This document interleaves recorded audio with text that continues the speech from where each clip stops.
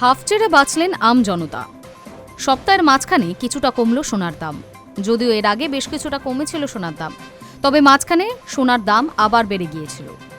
এই সোনার দাম বৃদ্ধি পাওয়ায় চিন্তায় ভাঁজ পড়েছিল সাধারণ মানুষের, এমনকি বিক্রেতারাও বেশ চিন্তায় পড়েছিলেন। তবে সপ্তাহের মাঝে এক ধাক্কায় কিছুটা দাম কমেছে হলুদ ধাতুর। সোনার দাম প্রতিদিনই ওঠানামা করে।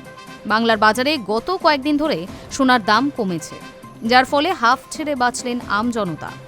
তবে চলতি সপ্তাহ থেকে সোনার দাম কিছুটা কমেছে, যার ফলে স্বস্তি পেলেন ক্রেতারা।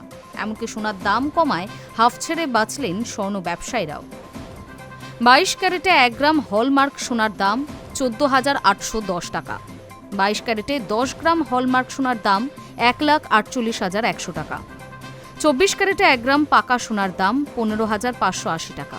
24 ক্যারেটে 10 গ্রাম পাকা সোনার দাম 1,55,800 টাকা।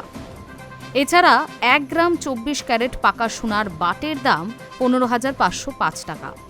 10 গ্রাম 24 ক্যারেট পাকা সোনার বাটের দাম 1,55,050 টাকা। সোনার পাশাপাশি দেখা যাচ্ছে রূপোর দামও। 100 গ্রাম খুচরো রূপো কিনতে দিতে হবে 26,150 টাকা। 1 কেজি খুচরো রূপো কিনতে দিতে হবে 2,61,500 টাকা। পাশাপাশি 100 গ্রাম রূপোর বাটের দাম 26,140 টাকা। 100 কেজি রূপোর বাটের দাম 2,61,400 টাকা। সোনার ক্যারেট যত কম হবে তাতে বেশি পরিমাণে খাদ মেশানো থাকে, যার ফলে গয়নাটি সম্পূর্ণ খাঁটি হয় না। এমনকি সোনার সঙ্গে অন্য কোনো ধাতু মেশানো থাকলে সোনার রঙও বদলে যায়।